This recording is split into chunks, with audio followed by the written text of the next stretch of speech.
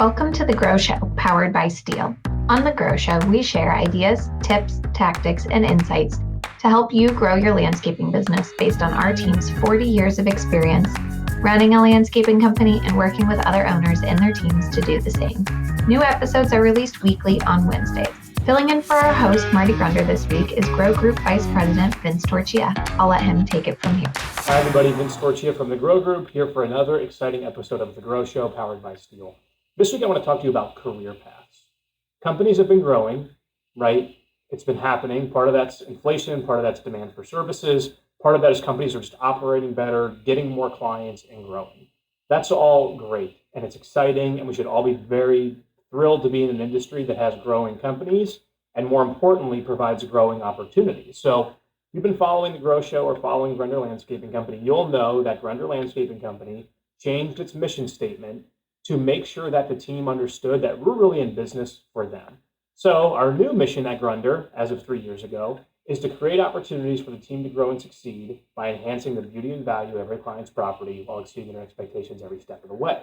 So that first part of the mission statement, creating opportunities for our team to grow and succeed, was an addition, right? That was a new part of our mission statement, a new part of our language.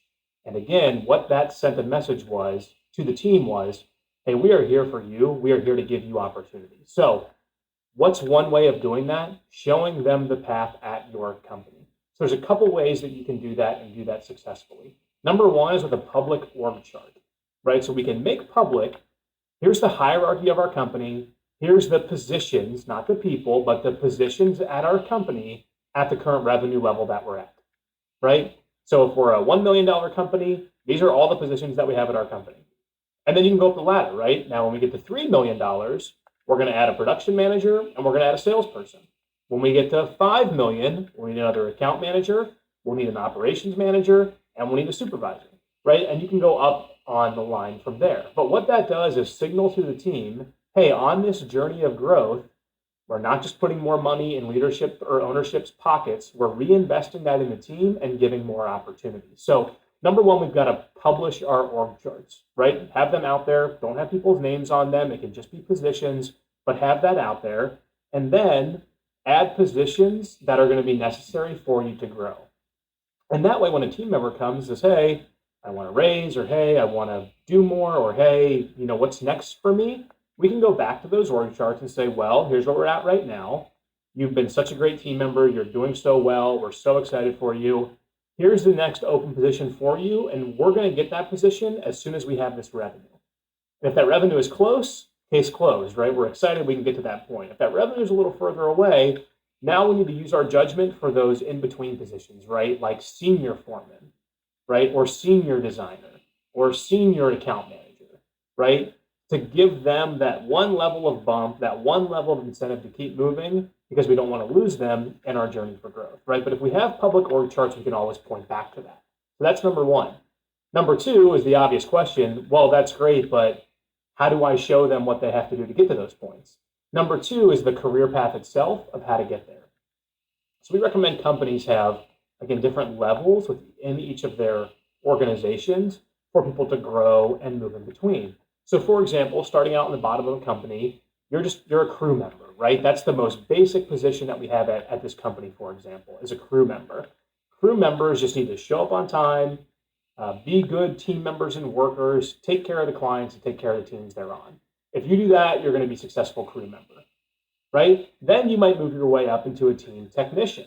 You might have a couple of skills, whether it's horticulture skills or hardscaping skills or maintenance, gardening skills. Right now you're a technician, and then you can be a team leader. Right. And so that, for a short example, is how you can show someone, hey, you start off as a crew member, then you go to a tech, and then you're going to be a team leader, right? Someone who maybe drives, or someone who controls the crew, someone that can read plans, use the software we have at our company, et cetera. And then you can go from a team member to maybe a senior team member, as I said, who's responsible for training or who's responsible for overseeing maybe 1.5 crews until they can be a production manager, which might have 3 team members, 3 crews that report up to them. Right, but that's the basics of how we're going to form those career paths. Those career paths are going to have different pay levels because they have different expectancies of them. But don't overthink it. Just use the structure you already have to make those career paths. And the best thing you can do is go to your existing team and pull out a couple people that have already moved through your organization.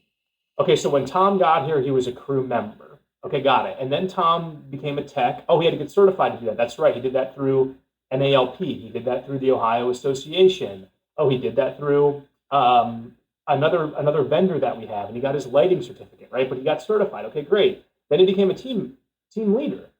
Oh, wow. Okay, well, he had to get his driver's license to do that, right? Or he had to get his CDL to do that. Okay, got it. So that's how Tom got through. Oh, okay, so Mary started as just a designer. And then Mary was working on her degree and became an architect. And then Mary now has a couple people that report to her. Well, how did she navigate through that? Can we do that again for our career paths? I think we could, right? But use the team members you already have in your career paths to draw parallels for what other team members coming onto your team might want to see.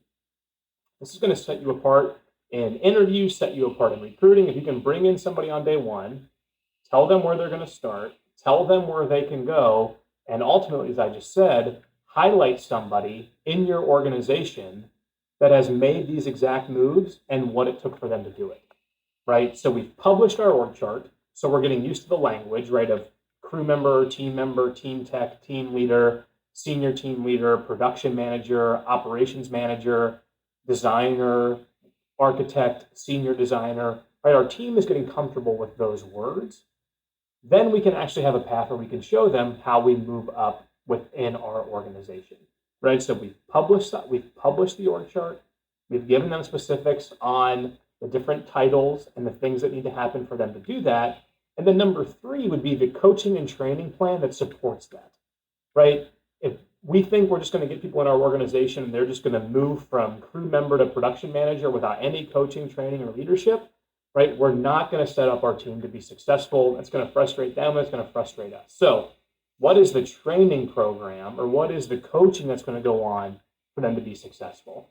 At Grunder, we have a 52-week training program. So every week we are training. Every week we're talking about things that matter most at our company. We're talking about safety. We're talking about all the things that, again, make a team member successful. That's a weekly occurrence for us. It's not shut the company down for half a day, once a quarter, and that'll be enough. It's something that we take seriously and something we do every week.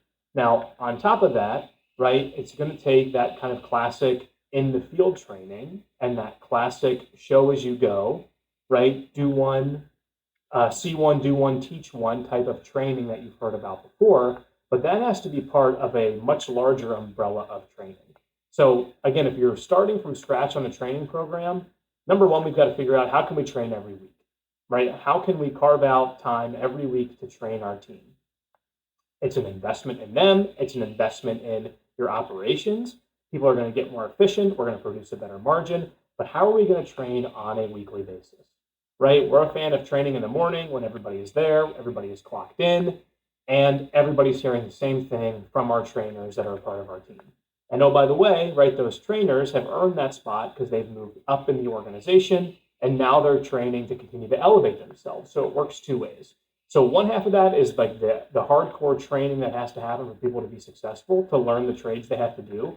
The other side of that, something that we call soft skills, is more of the holistic training that has to happen. And the number 1 way that we communicate and train related to career paths at Grunder is through a monthly meeting we have called our Grow meeting.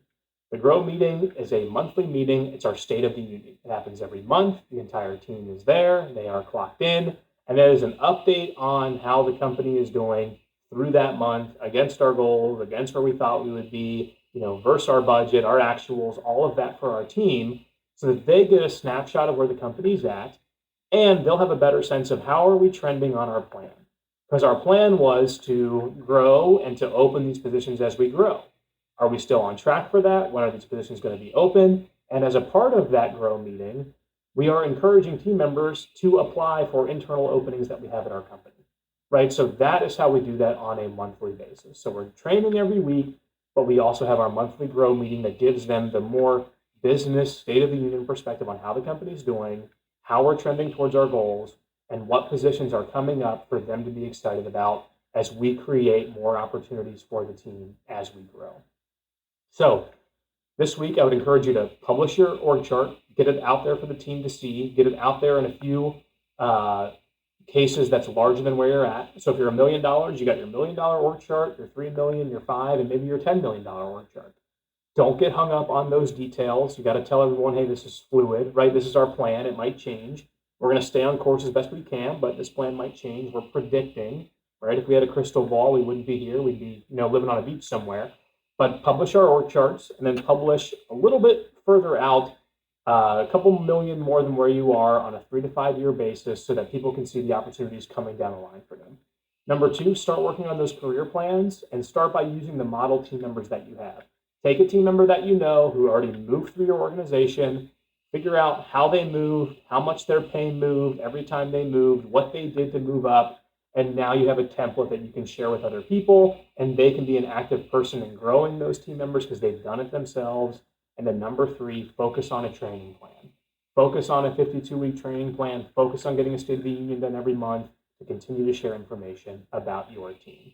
At the end of the day, if we don't tell people where they can go in our organization, right, they are not going to put it together themselves. That's way too tall of an ask. That's above expectations of anybody else. We need to be in control of that, and we need to be telling our team, this is where you can go in our company, and oh, by the way, we're going to help get you there.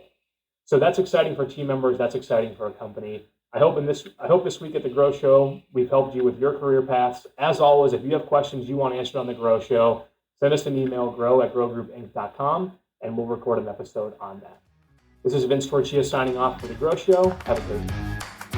Thank you for listening to this episode of The Grow Show. Be sure to subscribe so you never miss an episode, and head to growgroupinc.com for more information and resources to grow your landscaping business. A special thanks to the folks at Stihl, whose support makes this podcast possible and whose reliable handheld power equipment makes our jobs easier daily. We'll talk to you next week.